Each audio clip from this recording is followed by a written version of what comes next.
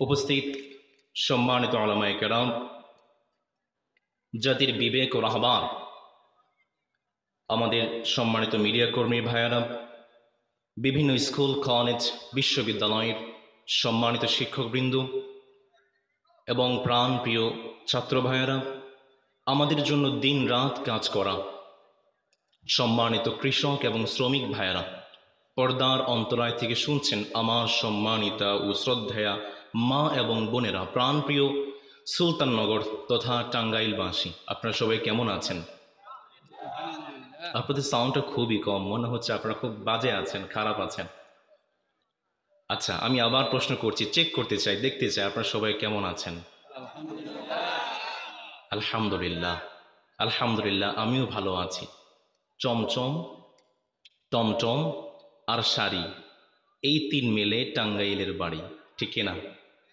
বাংলাদেশের ঐতিহ্য এবং সংস্কৃতির পীঠস্থান টাঙ্গাইলের এই পুণ্যভূমিতে আপনারা কোরআনের মাহফিলের আয়োজন করতে পেরে খুশি না বেজার? আমরা সবাই খুশি, পরিমাণেও বেশি। আকাশ বাতাস কাঁপিয়ে রবের দরবারে শুকরিয়া জ্ঞাপন করছি। দেহের সর্বোচ্চ শক্তি গলার মাঝ বরাবর এনে আমাদের রবের নামটা জপছি, আমরা পড়ছি আলহামদুলিল্লাহ,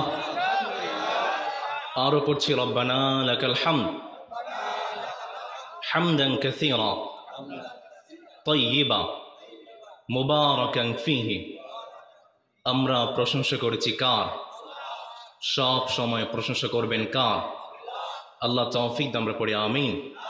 প্রাণপ্রিয় ভাইয়েরা আমার, আজকে আমরা সরাসরি কোরআন আল কারীম থেকে কথা শুনতে চাই। আমরা আমাদের মালিককে বললাম, মালিক আপনি আমাদের কাছে কোরআনটা পাঠালেন, ঠিক আছে, কিন্তু এই কোরআনটা আপনি কেন পাঠিয়েছেন জানার দরকার, কম না বেশি? আরও আসতে বলেন, কম না বেশি? মালিক বলছেন, আপনাদের একটা এক্সাম্পল দেই। কাছেই তো বড়চৌনা আছে, বড়চৌনা থেকে সুলতাননগর আসার পথে যে রাস্তাটা আছে, এই রাস্তাটা কি সোজা নাকি বাঁকা তেরা আছে? এখন কোনো একজন ড্রাইভার সে যদি ডান বাম না বুঝে তার গাড়িটাকে সোজা চালিয়ে দেয়, সে কি বড়চৌনা থেকে এ পর্যন্ত আসতে পারবে নাকি খাদে পড়বে? খাদে পড়বে। মালিক বলছেন, জান্নাতে যাওয়ার পথে তোমাদের অনেক ডান বাম আছে, অনেক ইন্ডিকেশন আছে, ত্রিভুজ সাইন আছে, এরো সাইন আছে, অনেকগুলো সাইন তোমাদের মাঝে আছে। তোমরা যারা কোরআন পড়বে, কোরআনের মাঝে আমি সবগুলো সাইন বর্ণনা করেছি। কোরআন পড়বে আর তোমরা ডান বাম পথ চিনে চিনে সরাসরি জান্নাতে প্রবেশ করবে। এটা হচ্ছে এক নম্বর কারণ। আমরা বললাম, মালিক আরও কি কোনো কারণ আছে? মালিক বলছেন, হ্যাঁ, এই কোরআন এটা হচ্ছে তোমাদেরকে অন্ধকার থেকে আলোর পথে নিয়ে আসে। সুবহানাল্লাহ পড়বেন না? রব্বুল আলামিন কত চমৎকার করে বলছেন, বান্দা শোনো শোনো, কিতাবুন আনজালনাহু ইলাইকা লিতুখরিজান নাসা মিনাল যুলুমাতি ইলান নূর। রব্বুল আলামিন বলছেন, বান্দা শোনো শোনো, কোরআনটা হচ্ছে এমন একটা কিতাব, এই কোরআনটা যখন কোনো বান্দা তেলাওয়াত করবে, কোরআনটা যখন তার মনের মধ্যে ধারণ করবে, সেই বান্দার অন্ধকারের মধ্যে নয়, সরাসরি সেই নূর নিয়ে জান্নাতের রাস্তায় ঢুকে যায়। আমরা মালিককে বললাম, মালিক আরো কোনো কারণ আছে? মালিক বলছেন, হ্যাঁ, সত্যিকারের মুসলমান হতে চাও তোমাকে পড়তে হবে। বসে আছেন, পড়তে হবে। শুয়ে আছেন, পড়তে হবে। খেতে খামারে কাজ করছেন, পড়তে হবে। মসজিদের দিকে যাচ্ছেন, পড়তে হবে। আবার যখন মৃত্যুবরণ করছেন তখনও আমাদের মুখে পড়া আছে না নেই? আমরা পড়ি লা ইলাহা লা ইলাহা। আল কোরআনের প্রথম বাণী পড়ো, আল হাদিসে নবীর কথা পড়ো, পড়ে পড়ে শেখো, শিখে শিখে তুমি তোমার নিজের জীবন গড়ো। Read the comments of the Holy Quran, change your life by the Holy Quran. আওয়াজ করে বলেন আল্লাহু আকবার। এই জন্য কোরআন মালিক এই তিনটা কাজের জন্য দিয়েছেন, ব্যাপারটা এমন নয়। এই জন্য কোরআন যে বান্দাই পড়বে, যে মানুষই পড়বে, কোরআনের সাথে যে বান্দা বুক লাগাবে, সম্পর্ক বাড়াবে, তার সম্মান এবং মর্যাদা যে মালিক বাড়িয়ে দেন। গলার আওয়াজটা ছেড়ে দিয়ে বলেন তো তিনি কে? আমরা সে কোরআন থেকে কথা শুনতে চাই। প্রিয় ভাইয়েরা আমার, বর্তমান বিশ্বে প্রায় 800 কোটি মানুষ আছে। 800 কোটি মানুষের মাঝে মুসলমানদের সংখ্যা হচ্ছে প্রায় 200 কোটি। বর্তমান বিশ্বে খ্রিস্টানদের সংখ্যা হচ্ছে প্রায় 240 কোটি। বিশ্বব্যাপী হিন্দুদের সংখ্যা আছে 120 কোটি। ইহুদিদের সংখ্যা হচ্ছে প্রায় 16 কোটি। প্রিয় ভাইয়েরা আমার, যদি আমার কথা বুঝে থাকেন, মুসলমানদের সংখ্যা প্রায় 200 কোটি, এটা কম না বেশি? আর আসতে বলেন, কম না বেশি? এরপরও দেখবেন বিভিন্নভাবে মুসলমানদের উপর নির্যাতন, জ্বালা, যন্ত্রণা সব দিক থেকে নিপীড়ন করে আনছে। মুসলমান এমন একটা সময় পার করছে, এমন একটা কঠিন মুহূর্ত পার করছে, যে কঠিন মুহূর্তের বর্ণনা আপনাদেরকে চোখে আঙ্গুল দিয়ে দেখিয়ে দেওয়ার মতো প্রয়োজন বোধ আমি করছি না। একটু আপনি অনুসন্ধানী হয়ে তাকিয়ে দেখেন পুরো বিশ্বের দিকে। মুসলমান বড্ড কঠিন দিন পার করছে, বড্ড কঠিন সময় পার করছে। মুসলমানদের বিরুদ্ধে আজকে ষড়যন্ত্র হচ্ছে, ব্যাপারটা এমন নয়। পৃথিবীতে এমন অনেক দেশ আছে যেই দেশের সবাই হচ্ছে মুসলমান, কিন্তু সেই দেশে ইসলামিক সংস্কৃতি, ইসলামিক কালচার বলতে কিছু নাই। এর মধ্যে অন্যতম হচ্ছে আলবেনিয়া। এই দেশের সবাই মুসলমান, কিন্তু ইসলামিক সংস্কার বলতে, ইসলামিক সংস্কৃতি বলতে তার মধ্যে কিছু। সর্বদিক থেকে মুসলমানদেরকে ঘেরাও করে ফেলা হয়েছে। আপনি যে দেশেই যাবেন, বাংলাদেশে মুসলমানদের সংস্কৃতির আঘাত হানা হয়েছে। ইন্ডিয়াতে, মায়ানমারে, ফিলিস্তিনে, আফগানিস্তানে, বসনিয়া, ইরাক, ইরান, প্রত্যেকটা জায়গায় মুসলমানদেরকে নিয়ে ষড়যন্ত্র করা হচ্ছে। কিন্তু এরপরও একটা সুসংবাদের খবর হচ্ছে, প্রতিদিন ব্রাজিল, রাশিয়া এবং আমেরিকাতে গড়ে 6 জন করে মানুষ কালেমা পড়ে মুসলমান হচ্ছে।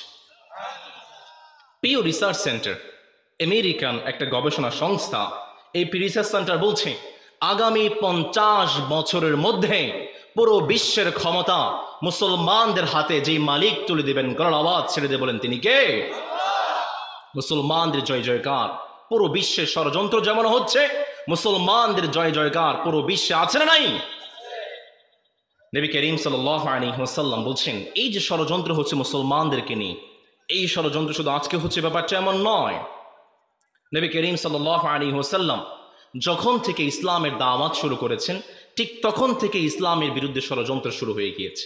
প্রিয় ভাইয়েরা আমার, ইসলামটাকে বন্ধ করার জন্য মক্কার কাফেররা 10টি ষড়যন্ত্র করেছিল। প্রিয় ভাইয়েরা আমার, যদি বুঝে থাকেন বলেন তো দেখি, ইসলামকে বন্ধ করার জন্য মক্কার কাফেররা কয়টি ষড়যন্ত্র করেছিল? আরো জোরে বলেন, কয়টি? মক্কার কাফেররা নবী করিম সাল্লাল্লাহু আলাইহি ওয়াসাল্লাম যখন মক্কার অলিতে গলিতে ইসলামের দাওয়াত দিচ্ছেন, মক্কার এমন কোনো অলি নাই যেখানে আল্লাহর হাবিব ইসলামের দাওয়াত দেন নাই। এমন কোনো দোকান নাই যে দোকান আল্লাহর হাবিব ইসলামের দাওয়াত দেন নাই। এমন কোনো বাড়ি নাই যে বাড়িতে আল্লাহর হাবিব ইসলামের দাওয়াত দেন নাই। আল্লাহর হাবিব বলছেন, কে আছো আমাকে একটু আশ্রয় দেবে, আমি ইসলামের দাওয়াতটা পৌঁছাতে চাই। কে আছো আমাকে একটু সাহায্য করবে, আমি রবের কালামটা তোমাদের পর্যন্ত পৌঁছাতে চাই। নবী করিম সাল্লাল্লাহু আলাইহি ওয়াসাল্লামকে কেউ সাহায্য করে নাই, উপরন্তু আল্লাহর হাবিবের উপর নির্যাতন করেছে। আপনারা বিলাল রাদিয়াল্লাহু তাআলা আনহুর নাম শুনেছেন। বিলাল রাদিয়াল্লাহু তাআলা আনহু যখন কালেমা পড়ে মুসলমান হয়েছেন, বিলালের মুনিব ছিল উমাইয়া। বিলাল রাদিয়াল্লাহু তাআলা আনহুকে মরুভূমির প্রান্তে শুইয়ে দিয়েছে। বিলালের বুকের মধ্যে পাথর চেপে দিয়েছে, যেন বিলাল কথা বলতে না পারে।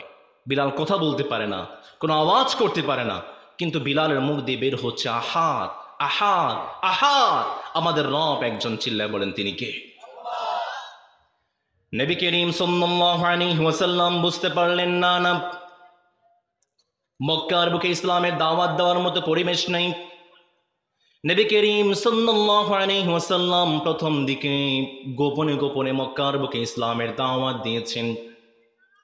আল্লাহর হাবিব সাল্লাল্লাহু আলাইহি ওয়াসাল্লাম গোপনে গোপনে ইসলামের দাওয়াত দেন। আর নবীর কাছে, নবী করিম সাল্লাল্লাহু আলাইহি ওয়াসাল্লাম রবের কাছে দুহাত তুলে দোয়া করে মানি, মক্কায় 2 জন বিখ্যাত কাফের আছে, একজন হচ্ছে আবু জেহেল আর একজন হচ্ছে ওমর। মালিক, এই 2 জন বিখ্যাত কাফেরের মাঝে আপনার যাকে পছন্দ হয় তাকে আপনি কালিমার দাওয়াত গ্রহণ করে ইসলামটাকে শক্তিশালী বানিয়ে দেন। রব্বুল আলামিন আল্লাহর হাবিবের দোয়াটাকে ওমর রাদিয়াল্লাহু তাআলা আনহুর জন্য কবুল করলেন। ওমর রাদিয়াল্লাহু তাআলা আনহু চারটি ধাপ পেরিয়ে কালেমা পড়ে মুসলমান হয়েছিলেন।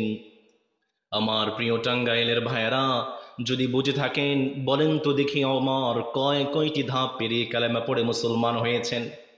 আর জোরে বলেন কয়টা? তার মধ্যে 1 নম্বর ছিল আল্লাহর হাবিবের দোয়া। নবীজি দোয়া করেছেন, সাথে সাথে দোয়া কবুল করেছেন কে? 2 নম্বরে নবী করিম সাল্লাল্লাহু আলাইহি ওয়াসাল্লাম যখন দোয়া করলেন, ওমর রাদিয়াল্লাহু তাআলা আনহু যখন আল্লাহর হাবিবের সুন্দর সুন্দর কথা শুনেছেন, যখন সাহাবায়ে কেরামদের ভালোবাসা দেখেছেন, সাহাবায়ে কেরামদের আনুগত্য দেখেছেন, 2 নম্বরে ওমর সাহাবায়ে কেরামদের ভালোবাসা দেখে ইসলামের প্রতি আরেক ধাপ ধাপিত হয়ে গিয়েছেন। 3 নম্বরে ওমর একদিন তার নিজ বাড়ি থেকে বের হয়ে মক্কার বুকে রাত যাপন করছিলেন। হঠাৎ করে দেখতে পেলেন আল্লাহর হাবিব ওদরে দাঁড়িয়ে সালাত আদায় করছেন। আর আল্লাহর হাবিব কত সুন্দর করে, কত চমৎকার করে কোরআন তিলাওয়াত করেন। ওমর রাদিয়াল্লাহু তাআলা আনহু মনে মনে ভাবতে শুরু করেছেন, কি ব্যাপার, মুহাম্মদ এত চমৎকার কথা কোথায় পেয়েছে? মুহাম্মদ কবি হয়ে গিয়েছে। রব্বুল আলামিন কত সুন্দর করে, কত চমৎকার করে কথাটাকে বলছেন, ওয়ামা হুয়া বিকাউলি শাইরিন কালিলাম মা তুমিনুন। ওমর রাদিয়াল্লাহু তাআলা আনহু যখন বলতে লাগলেন মুহাম্মদ তো কবি হয়ে গিয়েছে, সাথে সাথে নবী করিম সাল্লাল্লাহু আলাইহি ওয়াসাল্লাম সালাতের মধ্যে পড়ে ফেললেন, না না, এটা কোনো কবির কথা নয়, এটা কোনো গণকের কথা নয়। ওমর রাদিয়াল্লাহু তাআলা আনহু মনে মনে ভাবতে লাগলেন, কি ব্যাপার, আমি বললাম মনে মনে মুহাম্মদ কবি হয়ে গিয়েছে, মুহাম্মদ বুঝলো কেমনে? মুহাম্মদ তাহলে গণক হয়ে গিয়েছে। সাথে সাথে নবী করিম সাল্লাল্লাহু আলাইহি ওয়াসাল্লাম সালাতের মধ্যে পড়ে ফেললেন, ওয়ালা বিকাউলি কাহিনিন কালিলাম মা তাযাক্কারুন।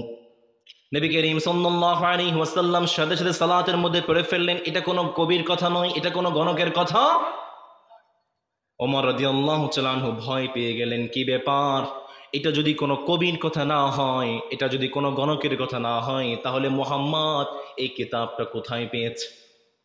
সাথে সাথে রব্বুল আলামিন নবী করিম সাল্লাল্লাহু আলাইহি ওয়াসাল্লামের মুখ দিয়ে বের করে দিলেন।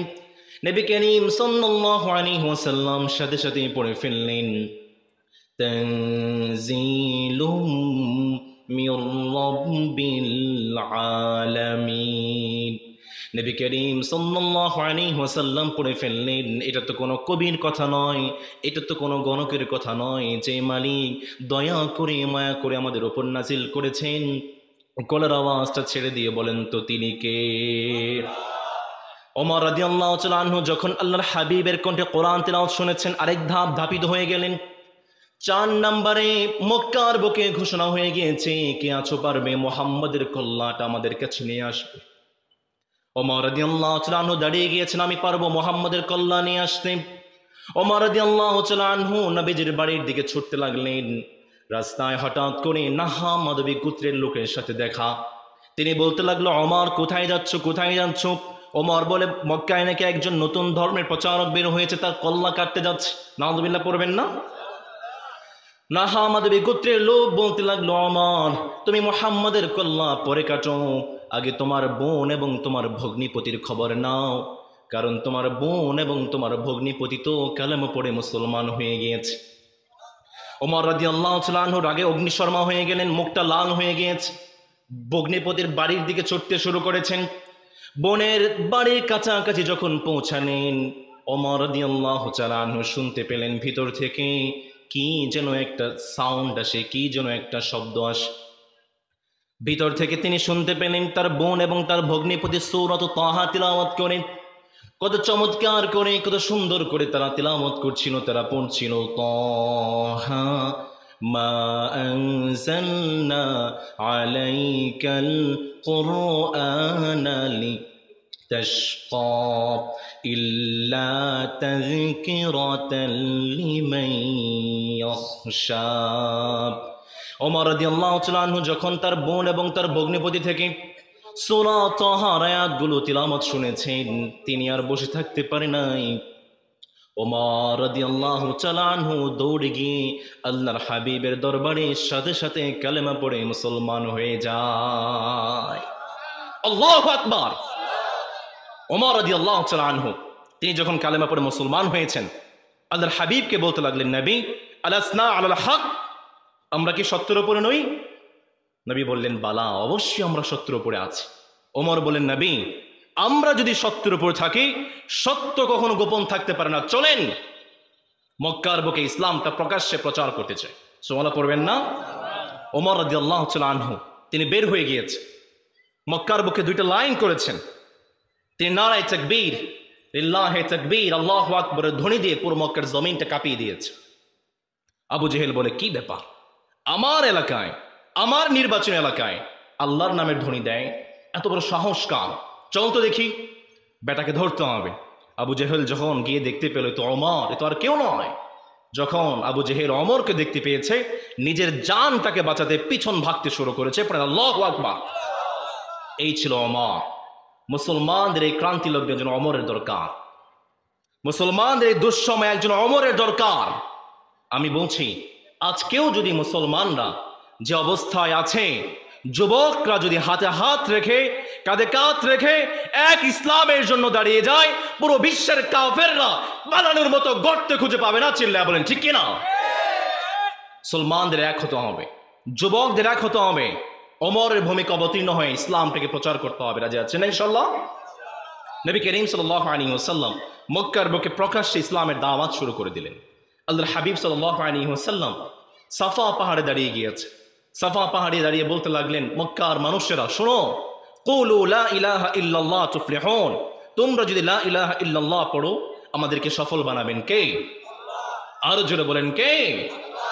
মক্কার কাফেররা বলতে লাগলো, আবু লাহাব বলতে লাগলো, কি রে মুহাম্মদ, মা জামা'তানা ইল্লা লিহাদা, তুমি কি আমাদেরকে ইসলামের দাওয়াত দেওয়ার জন্য এখানে একত্রিত করেছো? তাব্বান লাকা ইয়া মুহাম্মদ, মুহাম্মদ তুমি ধ্বংস হয়ে যাও। নাউযুবিল্লাহ, কালকে পড়িয়েন। এই কথা বলে আবু লাহাব সাথে সাথে একটা পাথর নিয়ে আল্লাহর হাবিবের দিকে ছুঁড়ে মেরেছে। আল্লাহর হাবিবের শরীর থেকে রক্ত মুবারক ঝরে পড়ছে। এরপরও কি আল্লাহর হাবিব ইসলাম থেকে ফিরে এসেছেন? কথা বলতে হবে, ইসলাম থেকে ফিরে এসেছেন? আবু লাহাব বলতে লাগলো, সর্বনাশ, মুহাম্মাদের শরীর থেকে রক্ত ঝরালাম, এরপরও ইসলাম থেকে ফিরে আসে না। কিছু একটা ফন্দি করতে হবে, কিছু একটা পদ্ধতি বের করতে হবে। আবু লাহাবের দুই ছেলে ছিল, উতবা এবং উতাইবা। আল্লাহর হাবিবের দুই মেয়ে উম্মে কুলসুম এবং রুকাইয়ার সাথে বিয়ে হয়েছিল।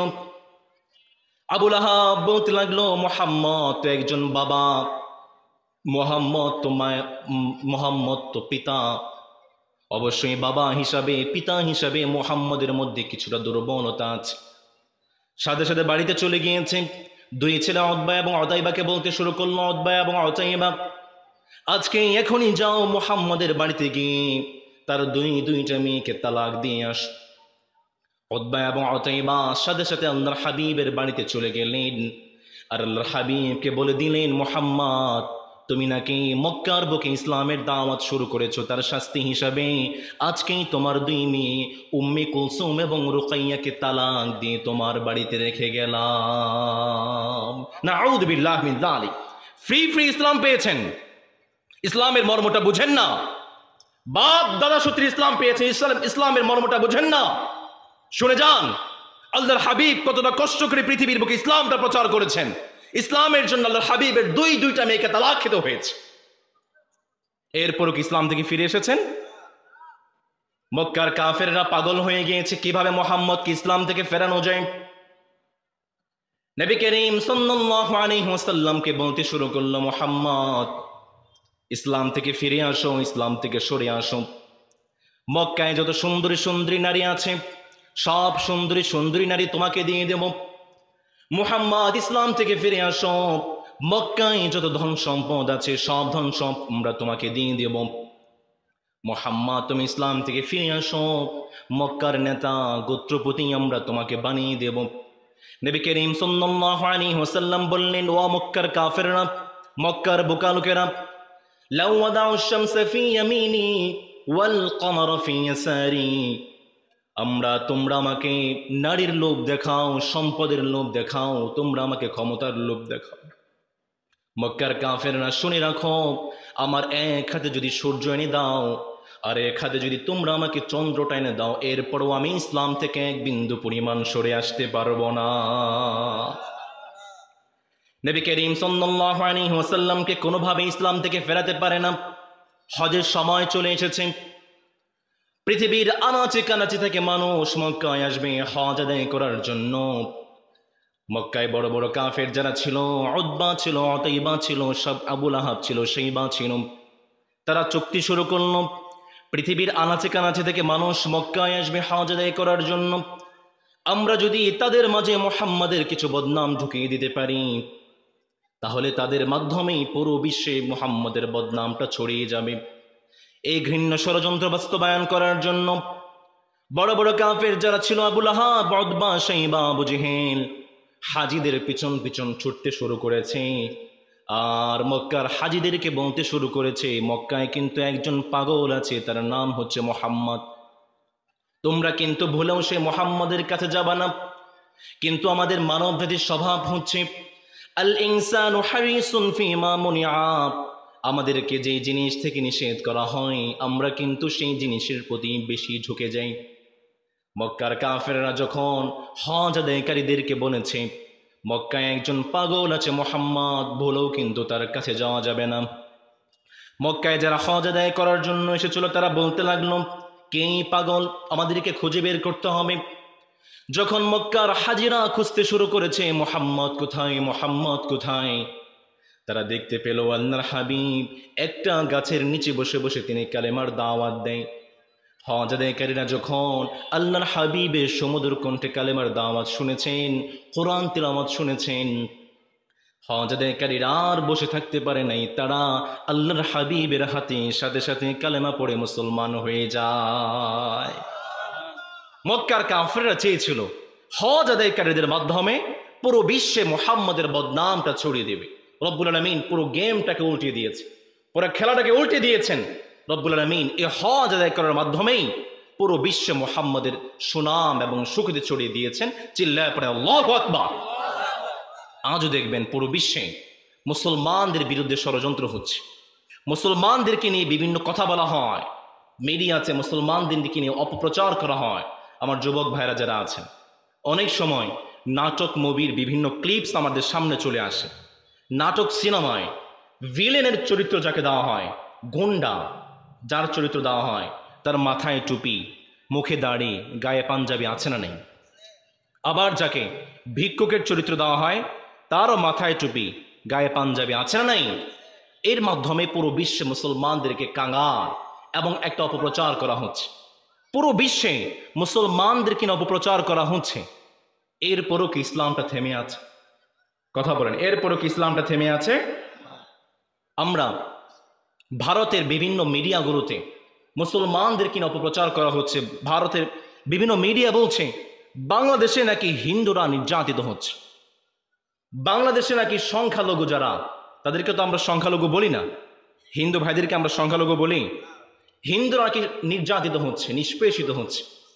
আমরা বলছি তোমাদের ইন্ডিয়াতে হিন্দুরা যে পরিমাণ নিরাপত্তায় আছে তার চেয়ে 10 গুণ বেশি নিরাপত্তায় আমার বাংলাদেশে বসবাস করছে, ঠিক কিনা?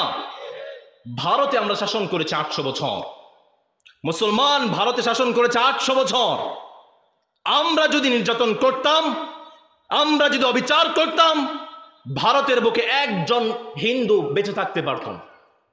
অন্যদিকে আমরা ক্ষমতা ছেড়েছি মাত্র কয়েক বছর, হিন্দুদের ক্ষমতায় এসেছে মাত্র কয়েক বছর। 1954 সাল থেকে 2024 সাল পর্যন্ত ভারতে বিভিন্ন অকারণে মুসলমানদের সঙ্গে তারা প্রায় 7,000 সংঘর্ষে জড়িয়েছে এবং 7,000 সংঘর্ষে প্রায় কয়েক লক্ষ মুসলমানকে তারা শহীদ করেছে। আমরা যদি অবিচার করতাম, আমাদের চট্টগ্রামের জমিনে, চট্টগ্রামের ভূমিতে আমাদের ভাই সাইফুল ইসলাম আলিফের রক্ত ঝরেছে। আমরা যদি বিচার করতাম, আজকে আমরা বসে থাকতাম না, কোনো হিন্দু বাংলার জমিনে থাকতে পারত না। আমরা অবিচার করিনি। কথা হচ্ছে যেই জমিনে যার রক্ত ঝরে সেই জমিনটা তার হয়ে যায়। মানুষ পানিতে ভিজলে কাপড় বদলায়, ঘামে ভিজলে ভাগ্য বদলায়, আর রক্তে ভিজলে ইতিহাস বদলায়। আজকে বাংলার জমিন মুসলমানদের রক্তে রঞ্জিত হয়েছে। ইন্ডিয়াতে কয়েকদিন আগে মসজিদে হিন্দুরা ঢুকে মুসলমানদেরকে গলা কেটে জমাই করেছে। আফগানিস্তানে, ফিলিস্তিনে, মায়ানমারে হাজার হাজার মুসলমানদেরকে গলা কেটে জবাই করা হচ্ছে। বাংলার ভাইরা প্রস্তুত থেকো, হাতে হাত রেখে, কাঁধে কাঁধ রেখে এক ইসলামের জন্য প্রস্তুত থেকো। এই বাংলার জমিন ইসলামের রক্ত ধরেছে। এই বাংলার জমিন থেকেই আগামীর বিশ্বে ইসলামের পতাকা পথ পথ করে উড়বে ইনশাল্লাহ। কে কে রাজি আছো? তো হাত দেখতে চাই। আল্লাহ আমাদেরকে তাওফিক দান পড়ে আমিন। আর জোরে পড়েন আমিন। এই জন্য মুসলমানদেরকে বিভিন্ন ষড়যন্ত্র করে কাফেররা ইসলামটাকে বন্ধ করতে চেয়েছিল। ইসলামকে বন্ধ করতে পেরেছে? কথা বলেন, পেরেছে? এরপরে মক্কার কাফেররা বলতে শুরু করলো, হায় হায়, এর মাধ্যমে তো ইসলামটাকে বন্ধ করতে পারলাম না, কি করা যায়, কি করা যায়? মুসলমানদের মনোবলটাকে নষ্ট করে দেওয়ার জন্য, মুসলমানদেরকে ভঙ্গে ফেলার জন্য তারা বিভিন্ন আল্লাহর হাবিবকে বিভিন্ন আজে বাজে নাম দিয়ে ডাকা শুরু করেছে। তারা আল্লাহর হাবিব সাল্লাল্লাহু আলাইহি ওয়াসাল্লামকে জাদুকর বলে ডাকা শুরু করলো। আল্লাহর হাবিব সাল্লাল্লাহু আলাইহি ওয়াসাল্লামকে মিথ্যাবাদী বলে ডাকা শুরু করেছে। রব্বুল আলামিন সেই কথাটাকে কত সুন্দর করে, কত চমৎকার করে বলছেন, বান্দা শোনো শোনো। ওয়াজিবু আন জাআহুম মুনযিরুম মিনহুম وقال الكافرون هذا ساحر كذاب। মুসলমানদের মনোবলটাকে নষ্ট করে দেওয়ার জন্য আল্লাহর হাবিবকে মিথ্যাবাদী বলে ডাকা শুরু করেছে। আল্লাহর হাবিবকে জাদুকর বলে ডাকা শুরু করেছে। আল্লাহর হাবিবকে পাগল বলে ডাকা শুরু করেছে, কবি বলে ডাকা শুরু করেছে, যেন মুসলমানদের মনোবলটাকে নষ্ট করে দেওয়া যায়। কিন্তু আপনাদেরকে প্রশ্ন করতে চাই, মুসলমানদের মনোবল তো ভেঙে ফেলা দূরের কথা, মুসলমানদের ভালোবাসাটা এর চেয়েও বেশি বেড়ে গিয়েছে। কতটা বেড়ে গিয়েছে শোনেন। নবী করিম সাল্লাল্লাহু আলাইহি ওয়াসাল্লাম যখন দেখতে পেলেন না মক্কার বুকে ইসলামটা দাওয়াত দেওয়ার মতো পরিবেশ নেই, আবু বকর রাদিয়াল্লাহু তাআলা আনহুকে জানিয়ে দিলেন, আবু বকর প্রস্তুত থেকো, যে কোনো সময় হিজরতের ডাক চলে আসতে পারে। আবু বকর রাদিয়াল্লাহু তাআলা আনহু বললেন, নবী সব সময় আমি হিজরতের জন্য প্রস্তুত আছি। নবী করিম সাল্লাল্লাহু আলাইহি ওয়াসাল্লামকে যখন মালিক বললেন, নবী মক্কা থেকে বের হয়ে যান, আর মক্কার বুকে ইসলামটা নয়। নবী করিম সাল্লাল্লাহু আলাইহি ওয়াসাল্লাম সর্বপ্রথম আবু বকরের বাড়িতে চলে গিয়েছেন। আবু বকরের বাড়িতে গিয়ে ঠক ঠক করে বলতে লাগলেন, আবু বকর জেগে আছো নাকি? আবু বকর যখন নবীজি আবু বকরকে ডাক দিয়েছেন, আবু বকরকে ডাকতে দেরি হয়েছে। আবু বকর দরজা খুলে আল্লাহর হাবিবকে সালাম দিতে দেরি করে নাই। আল্লাহর হাবিব বললেন, কি রে আবু বকর, মধ্যরাত কনকনে ঠান্ডা, মধ্যরাতে তোমাকে ডাক দিলাম, ডাক দেওয়ার সাথে সাথে তুমি আমার ডাকে সাড়া দিলে কিভাবে? আবু বকর জানিয়ে দিলেন, নবী ওই যে 6 মাস আগে আমাকে জানিয়েছিলেন আবু বকর যে কোনো সময় হিজরতের ডাক চলে আসতে পারে। নবী সেই 6 মাস থেকে আজ পর্যন্ত এক মুহূর্তের জন্য আমি আবু বকর আমার পিঠটাকে বিছানার সাথে লাগাই নাই। আবু বকর রাদিয়াল্লাহু তাআলা আনহুর মতো সাহাবায়ে কেরাম আল্লাহর হাবিবকে কলিজা দিয়ে ভালোবাসতেন। যখন মক্কার কাফেররা আল্লাহর হাবিবকে পাগল বলে ডাকতে শুরু করেছে, জাদুকর বলে ডাকতে শুরু করেছে, কবি বলে ডাকতে শুরু করেছে, প্রশ্ন করতে চাই প্রিয় টাঙ্গাইলের ভাইয়েরা, কাফেরদের এই ডাকার মাধ্যমে আল্লাহর হাবিবের প্রতি সাহাবায়ে কেরামদের ভালোবাসা কমেছে নাকি? আর জোরে বলেন, কমেছে নাকি? আজও দেখবেন আমাদেরকে বিভিন্ন জঙ্গি বলে আমাদেরকে ট্যাগ লাগানো হয়, মুসলমানদেরকে কাঁচ মোল্লা বলে ট্যাগ লাগানো হয়। প্রশ্ন করতে চাই প্রিয় ভাইয়েরা, কাফেররা যতই আমাদের উপর ট্যাগ লাগাক, উলামায়ে কেরামদের প্রতি আমাদের ভালোবাসা কম না বেশি? আর জোরে বলেন, কম না বেশি? রাসূল আমার ভালোবাসা, রাসূল আমার আলো আশা, রসূল আমার প্রেম বিরহের মূল আলোচনা, রসূল আমার কাজে কর্মে অনুপ্রেরণা, রসূল আমার ভালোবাসা, রসূল আমার আলো আশা, রসূল আমার প্রেম বিরহের মূল আলোচনা, রসূল আমার কাজে কর্মে অনুপ্রেরণা।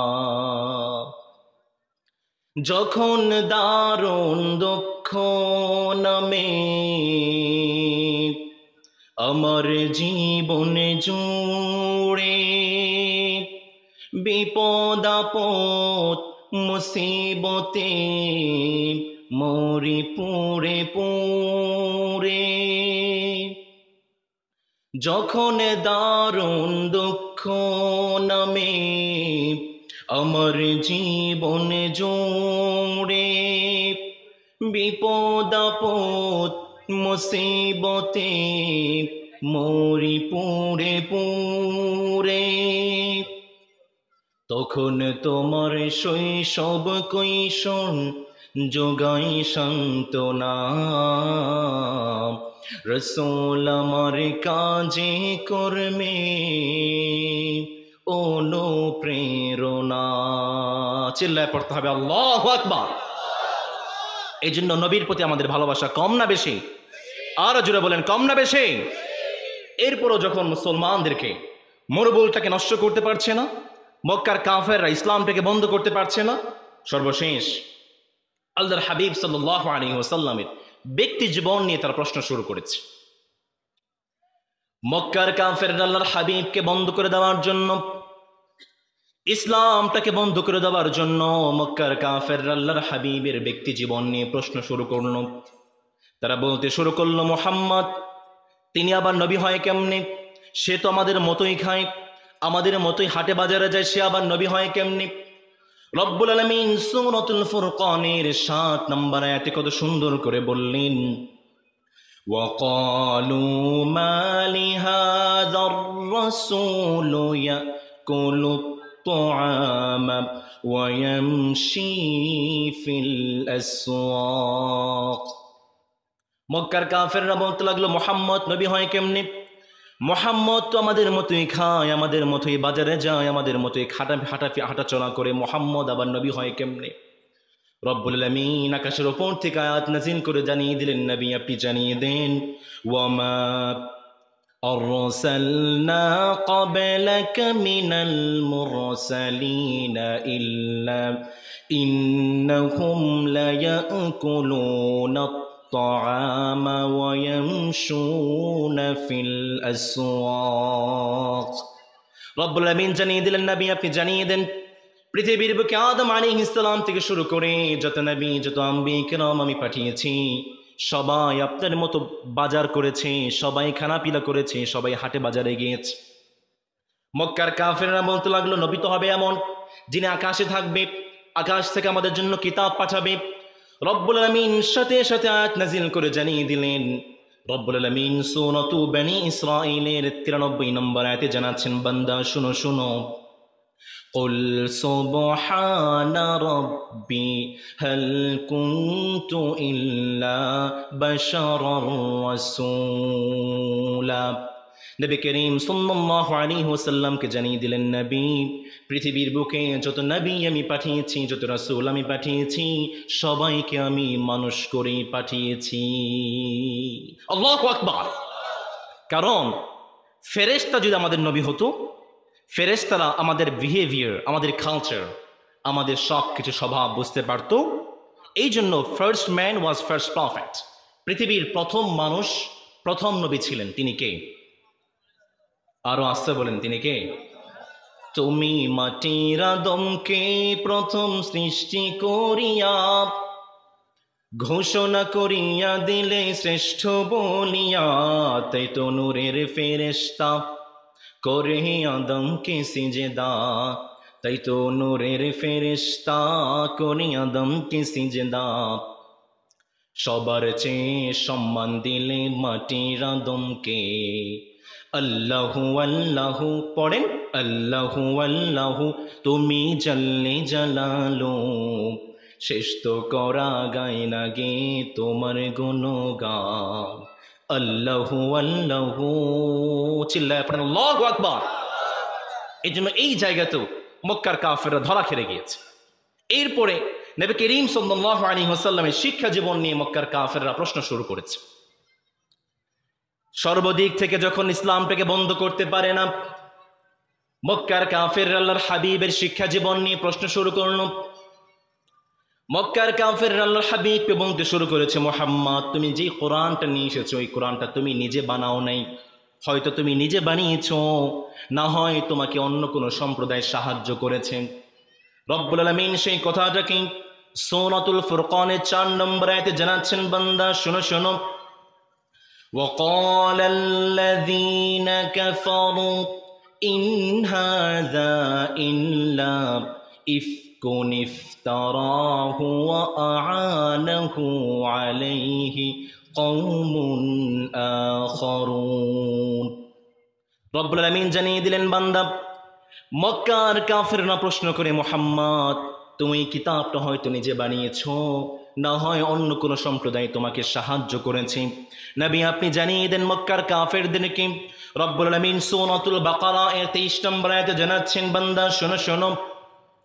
وَإِن كُنتُمْ فِي رَيْبٍ مِّمَّا نَزَّلْنَا عَلَى عَبْدِنَا فَأْتُوا بِسُورَةٍ مِّن مِّثْلِهِ। রব্বুল আমিন জানিয়ে দিলেন, নবী আপনি জানিয়ে দেন মক্কার কাফেরদেরকে, যদি আমি এই কিতাবটাকে নিজে বানিয়ে থাকি, অন্যথায় যদি অন্য কোনো সম্প্রদায় আমাকে সাহায্য করে থাকে, মক্কার কাফেররা আমিও তো মানুষ তোমরাও তো মানুষ, তাহলে তোমরা পারলে এই কিতাবের মতো আরেকটা কিতাব তোমরা বানিয়ে দেখাও। বলেন তো দেখি, মক্কার কাফেররা যদি কিয়ামত পর্যন্ত চেষ্টা করে এরপরও কোরআনের আয়াতের মতো একটা আয়াত তারা বানাতে পারবে নাকি? সর্বশেষ মক্কার কাফেররা বলতে বাধ্য হয়েছিল, সাহাদা মিন কালামিল বাশার, এই কোরআনটা পৃথিবীর কোন মানুষের কালাম হতে পারে? এই কোরআনটা যে মানিক দয়া করে আমাদের কাছে পাঠিয়েছেন, চিল্লায় বলেন তো তিনি কে?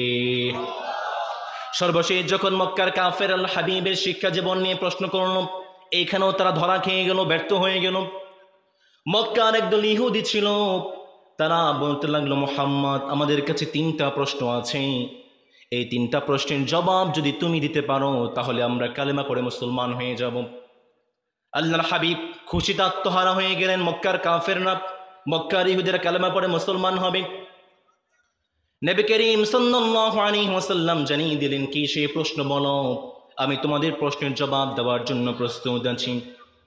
মক্কার ইহুদিরা 1 নম্বর প্রশ্ন করেছে, মা হুয়ার রূহ, মুহাম্মদ যদি পারো বলো তো দেখি রূহ কাকে বলে। 2 নম্বর প্রশ্ন করেছে, মান হুম আসহাবুল কাহাফ, আসহাবুল কাহাফ কারা। 3 নম্বর প্রশ্ন করেছে, মান হুয়া যুলকরনাইন, যুলকরনাইন কে। মক্কার ইহুদিরা যখন আল্লাহর হাবিবকে প্রশ্ন করেছে, নবী করিম সাল্লাল্লাহু আলাইহি ওয়াসাল্লাম জানিয়ে দিলেন, ঠিক আছে আগামীকাল এসো, আগামীকাল তোমাদেরকে জবাব দেওয়া হবে। কারণ হচ্ছে নবী নিজ পক্ষ থেকে তিনি একটা কথাও বলতেন না, যখন মালিক তার কাছে ওহী নাজিল করতেন সেই কথাটাকেই নবী বলতেন। নবী করিম সাল্লাল্লাহু আলাইহি ওয়াসাল্লাম জানালেন, ঠিক আছে আগামীকাল এসো, আগামীকাল জবাব দিয়ে দেব। মক্কার ইহুদিরা আগামীকাল চলে আসলো, নবীজি জবাব দিতে পারে না। নবীজি বললেন, আগামীকাল এসো, আগামীকাল আবার জবাব দেব। আবার আসে, জবাব দিতে পারে না, আবার আসে, জবাব দিতে পারে না। সর্বশেষ আল্লাহর হাবিবের মুখটা লজ্জায় লাল হয়ে গিয়েছে, কি করবে কি করবে। সর্বশেষ টানা 15 দিন থাকার পরে জিবরিল আলাইহিস সালাম আল্লাহর হাবিবকে জানিয়ে দিলেন, নবী আপনি যে বলেছিলেন আগামীকাল জবাব দিবেন, কিন্তু এই কথার শেষে আপনি ইনশাল্লাহ বলেন নাই। আপনি ইনশাল্লাহ না বলার কারণে 15 দিন পর্যন্ত আপনার ওহীটাকে আটকে দেওয়া হয়েছিল। রব্বুল আলামিন সেই কথাটাকে সূরাতুল কাহাফের 23 এবং 24 নম্বর আয়াতে জানাচ্ছেন, বান্দা শোনো শোনো। ولا تقولن لشيء إني فاعل ذلك غدا إلا أن يشاء الله মক্কার কাফেরদেরকে জানিয়ে দিলেন, নবী করিম সাল্লাল্লাহু আলাইহি ওয়াসাল্লামকে জানিয়ে দিলেন, নবী আপনি যখন ইহুদিদেরকে বলেছিলেন আগামীকাল জবাব দেবেন, কিন্তু আপনার জবাবের শেষে ইনশাআল্লাহ বলেন নাই, যার কারণে আল্লাহ তাআলা আপনার উপর 15 দিন পর্যন্ত ওহীটাকে বন্ধ করে দিয়েছিল। আল্লাহর হাবিবকে জানিয়ে দিলেন, নবী ভবিষ্যৎ থেকে যখনই আপনি কোনো কমিটমেন্ট করবেন, যখনই আপনি কোনো কথা বলবেন, প্রত্যেকটা কথার শেষে ইনশাআল্লাহ বলার দরকার আছে না নাই? নবী করিম সাল্লাল্লাহু আলাইহি ওয়াসাল্লামের মাধ্যমে আমাদেরকে জানিয়ে দিলেন, মুসলমানরা যখনই কথা বলবে, যখনই কোনো ওয়াদা করবে, ওয়াদা শেষে ইনশাআল্লাহ বলার দরকার কম না বেশি? আরো জোরে বলেন, কম না বেশি? ইনশাআল্লাহ বললে আমাদের কথার মধ্যে বরকত যিনি নাজিল করবেন তিনি কে? Every time you feel like you cannot go on, you feel so lost that you are so alone, all you see is night and darkness all around, you feel so helpless you can't see which way to go. Don't despair and never lose hope, 'cause Allah is always by your side. Insha'Allah, Insha'Allah, Insha'Allah, you'll find a way.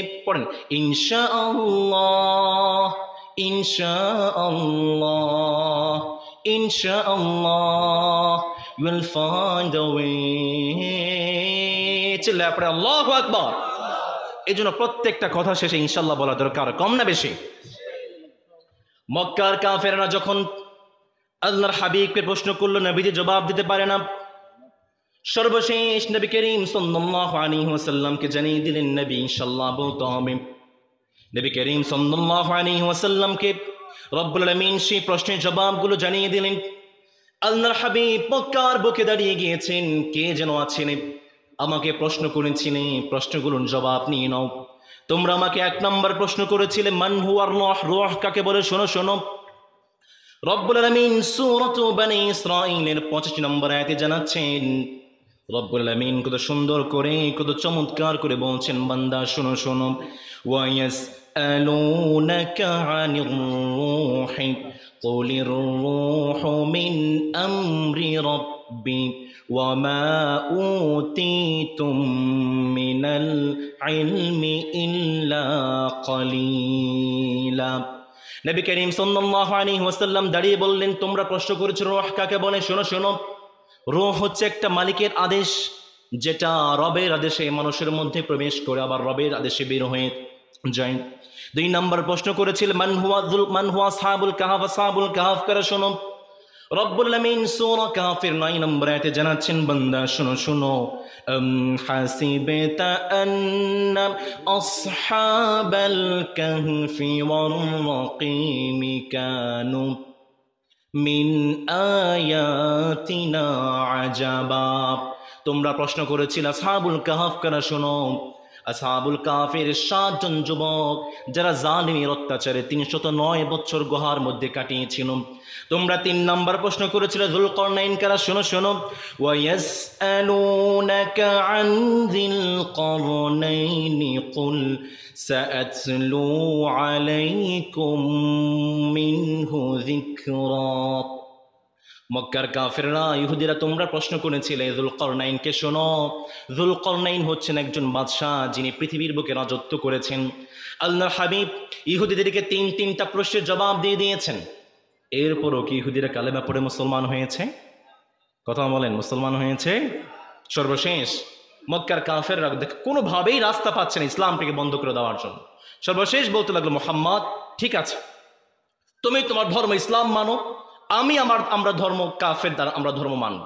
ওয়াদ্দু লাউ তুদহিনু ফায়দুহিনুন, কিন্তু কাফের এবং ইসলামের মাঝে একটা সেতু বন্ধন চলো তৈরি করে দেই। আমরাও তোমার ধর্মের কিছু অংশ মানব, তোমরাও আমাদের ধর্মের কিছু অংশ মানবে। নবী করিম সাল্লাল্লাহু আলাইহি ওয়াসাল্লাম স্পষ্ট করে জানিয়ে দিয়েছেন, কুল ইয়া আইয়ুহাল কাফিরুন লা আ'বুদু মা তা'বুদুন। কাফেরদের ধর্মের সাথে ইসলামের কোনো সম্পর্ক থাকতে পারে? যেই সমস্ত যুবক ভাইয়েরা হিন্দুদের উৎসবগুলোতে গিয়ে নাচানাচি করেন, বিভিন্ন সিন্নি খান, বিশ্বাস করেন আপনি যত বড়ই নামধারী মুসলমান হন না কেন, ইসলামের সাথে এক বিন্দু পরিমাণ সম্পর্ক আপনার নাই। আপনাকে ঘাড় ধাক্কা দিয়ে ইসলাম থেকে বের করে দেওয়া হবে। আপনার মতো মুসলমানের, আপনার মতো কুলাঙ্গারের দরকার এক বিন্দু পরিমাণ ইসলামের মধ্যে নাই। মুসলমান থাকতে চান, ইসলামের মধ্যে থাকতে হবে। নবীজি এমনি এমনি ইসলামটা পৃথিবীর বুকে প্রচার করে নাই, কষ্ট করেছেন, নির্যাতন সহ্য করেছেন। যেই নবীজির শরীরে মশা মাছি বসা হারাম ছিল, সেই নবীজির শরীর থেকে রক্ত মুবারক ঝরেছে। ফ্রি ফ্রি ইসলাম পেয়েছেন, বাপ দাদা সূত্রে ইসলাম পেয়েছেন। ইসলামের মর্মটা বোঝেন না? শুনেন আল্লাহর হাবিব কতটা কষ্ট করে ইসলামটা প্রচার করেছেন। এরপরও কি নবীজিকে যতই কষ্ট দেওয়া হোক, যতই অবিচার করা হোক, এরপরও কি ইসলাম থেকে নবীজি ফিরে এসেছেন? কথা বলেন, ফিরে এসেছেন? পুরো পৃথিবীতে ইসলামের জয় জয়কার চলছে। পুরো পৃথিবীতে মুসলমানদের জয় জয়কার চলছে। মুসলমানদের সেই বিজয় মিছিলে, ইসলামের সেই বিজয় মিছিলে আপনারা থাকতে রাজি আছেন তো ইনশাআল্লাহ? কে কে রাজি আছেন? দুহাত দেখতে চাই। তাকবীর পড়েন, লিল্লাহে তাকবীর, লিল্লাহে তাকবীর, লিল্লাহে তাকবীর। রব্বুল আলামিন আজীবন আমাদেরকে ইসলামের সঙ্গে কবুল করে আমরা পড়ি আমিন। যারা এখানে এসেছেন, যেভাবে এখানে বসেছেন, মালিক যেন জান্নাতেও ঠিক এভাবে আমাদেরকে বসার তৌফিক দেন আমরা পড়ি আমিন। যতটুকু কথা বলেছি কোরআন এবং হাদিস থেকে বলার চেষ্টা করেছি, এরপরও কোনো ভুল তথ্য যদি আমার মুখ দিয়ে বের হয়ে যায়, মালিক যেন আমাদের ব্রেন থেকে তা মুছে দেয় আমরা পড়ি আমিন। ওয়া আখিরু দাওয়ানা আলহামদুলিল্লাহি রাব্বিল আলামিন। আসসালামু আলাইকুম ওয়া রাহমাতুল্লাহি ওয়া বারাকাতুহু।